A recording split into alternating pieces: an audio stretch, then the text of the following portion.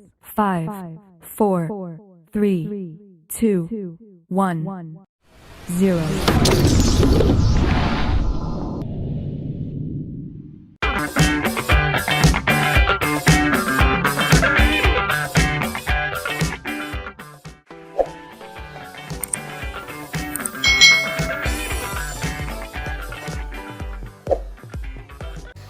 Hai, selamat datang di channel YouTube Kak Citra. Apa kabar adik-adik semuanya? Kak Citra berharap kalian dalam keadaan yang baik, sehat, dan siap untuk belajar ya. Hari ini kita akan belajar bersama-sama untuk mata pelajaran tematik kelas 3. Kita belajar di tema 8, Praja Muda Karana, subtema 1, Aku Anggota Pramuka, pembelajaran yang keempat. Mari adik-adik kita belajar dengan penuh semangat. Kegiatan yang menarik dalam pramuka adalah permainan adik-adik. Nah, salah satu permainan yang disukai adalah permainan arung jeram. Dalam permainan arung jeram, anggota kelompok itu dilatih untuk selalu bekerja sama. Kegiatan ini juga untuk melatih kekuatan otot kaki kita. Cobalah berlatih bermusyawarah melalui permainan berikut. Buat kelompok yang terdiri atas 10 orang adik-adik. Cobalah lakukan permainan berikut ini. Nah adik-adik, sebelum kalian melakukan permainan arung jeram, kalian harus melakukan pemanasan terlebih dahulu. Nah lakukan gerakan latihan seperti berikut ini. Yang pertama adik-adik, kalian duduk dan luruskan kakimu seperti gambar berikut ini. Setelah itu adik-adik, angkat kedua kakimu secara bersamaan, dapat dibantu menggunakan tangan. Lalu tahan posisi kaki terangkat sampai hitungan ketiga. Setelah itu adik-adik, turunkan kembali kaki kalian dan luruskan seperti ini lagi. Ulangi kegiatan ini dengan waktu yang lebih lama. Kalau tadi kan tahan dalam 3 hitungan. Nah kalian bisa tingkatkan, misalnya tahan dalam 10 hitungan. Misalnya seperti itu. Lakukan pemanasan terlebih dahulu. Nah adik-adik, siapa di antara kalian yang paling lama bertahan melakukan gerakan tersebut? Pasti ada yang lama nih adik-adik yang bertahan mengangkat kakinya.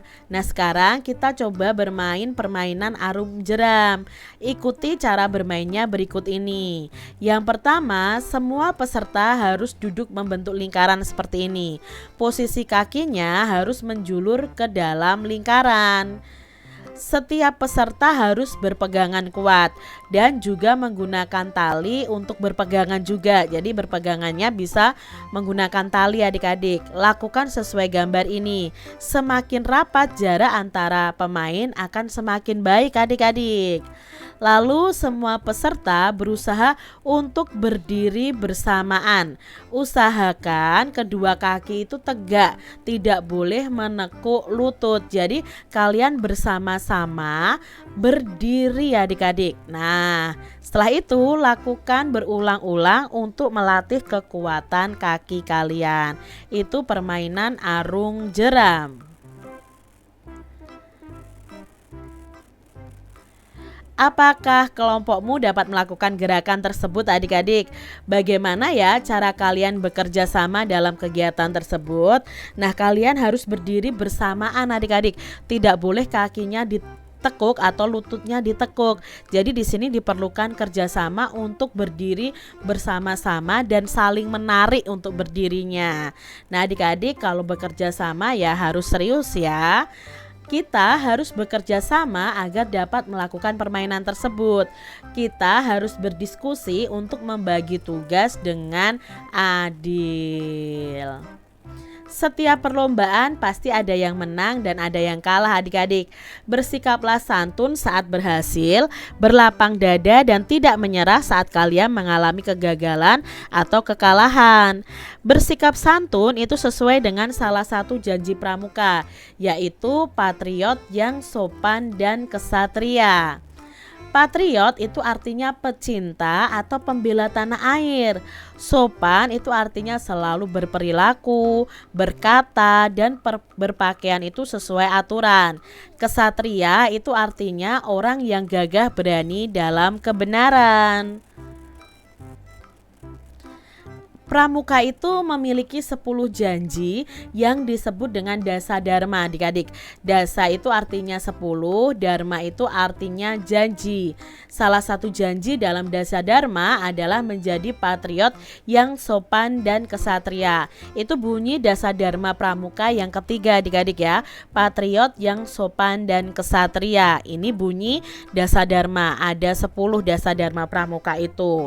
Nah adik-adik, apakah kamu dapat menjadi patriot yang sopan dan kesatria? Pasti bisa adik-adik. Mari kita berlatih bersikap patriot yang sopan dan kesatria dalam bertanding ya. Kalian bisa mempraktek dengan mengikuti adu kecepatan untuk berhitung. Amati lambang negara Garuda Pancasila berikut ini. Nah adik-adik, di sini kalian amati, hitunglah banyak bulu pada ekor, sayap, dan leher pada burung Garuda. Apakah kalian sudah tahu jumlahnya adik-adik?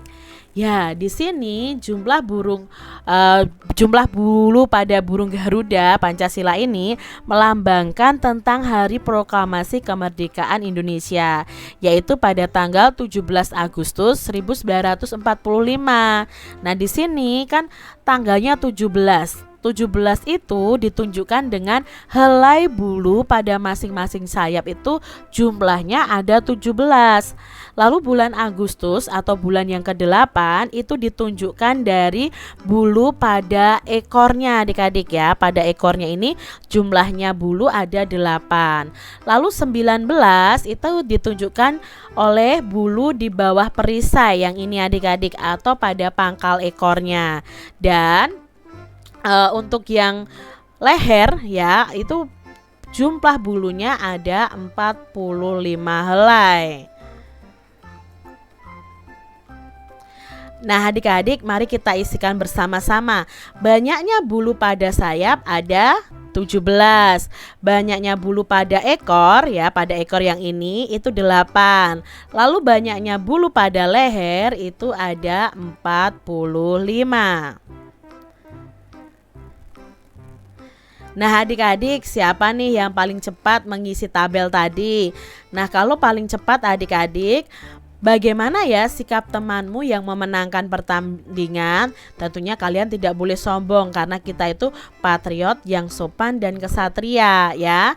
Tidak boleh sombong adik-adik dan tidak boleh mengejek teman yang kalah. Lalu bagaimana sikap temanmu yang kalah dalam pertandingan? Nah, yang kalah dalam pertandingan juga harus bersikap lapang dada atau mau menerima kekalahan. Adik-adik yang hebat, apakah kamu dan teman-temanmu sudah bersikap patriot yang sopan dan kesatria? Nah, kalau sudah adik-adik, sekarang perhatikan nih, banyak bulu pada burung Garuda dan hubungannya dengan Hari Kemerdekaan Indonesia. Adakah yang tahu Hari Kemerdekaan Indonesia? Nah, Hari Kemerdekaan Indonesia tadi pada tanggal 17 Agustus 1945. Adakah hubungan antara jumlah bulu pada burung Garuda dengan Hari Kemerdekaan Indonesia? Ada ya adik-adik ya. Hari Kemerdekaan Indonesia tadi ditunjukkan dengan banyaknya bulu pada lambang negara. Itu menunjukkan Hari Kemerdekaan Indonesia. Nah adik-adik, dalam Garuda Pancasila ini ada beberapa warna nih. Masing-masing warna itu memiliki arti tertentu. Misalnya ada warna putih ya adik-adik ya, di perisainya di belakang pohon beringin, lalu yang di backgroundnya padi dan kapas, lalu di tulisan Bhinneka Tunggal Ika-nya itu kan warnanya putih. Putih itu memiliki arti suci, lalu memiliki arti kebenaran dan kemurnian. Lalu ada warna hitam, ini memiliki arti keabadian. Warna merah itu memiliki arti keberanian. Warna hijau itu memiliki arti kesuburan dan kemakmuran, serta warna kuning itu berarti kebesaran, kemegahan, dan keluhuran. Jadi warna-warna di lambang negara Garuda Pancasila itu memiliki arti. Nah, setiap warna pada lambang negara mempunyai arti khusus. Arti dari suatu lambang itu menunjukkan cita-cita dan ciri-ciri tertentu. Untuk menunjukkan kelompok juga digunakan lambang khusus nih adik-adik. Lambang warna juga untuk menunjukkan arti dan cita-cita dari kelompok tersebut. Nah, adik-adik yang hebat, untuk menunjukkan kelompok juga digunakan lambang khusus. Nah, lambang warna itu juga untuk menunjukkan arti dan cita-cita kelompok tersebut. Kelompok dalam pramuka siaga itu dinamakan barung adik-adik ya. Setiap barung itu memiliki lambang. Lambang yang digunakan itu adalah bendera. Nah, bendera masing-masing barung itu memiliki warna sesuai pilihan anggota barungnya. Sekarang adik-adik cobalah kalian membuat lambang kelompok. Gambarkan dan berikan penjelasan tentang lambang yang kamu buat. Nah, adik-adik beri penjelasan arti dari gambar dan warna yang kalian pilih. Demikian tadi adik-adik pembahasan kita di tema 8, subtema 1 pembelajaran yang keempat. Semoga video pembelajaran ini bermanfaat ya untuk adik-adik semuanya. Dan sampai jumpa lagi di video pembelajaran Kak Citra selanjutnya. Tuhan memberkati. Jangan lupa tekan tombol subscribe, lalu tekan loncengnya, tekan juga tombol like, lalu share ke media sosial kalian. Jangan lupa untuk ikuti media sosial Kak Citra. Terima kasih.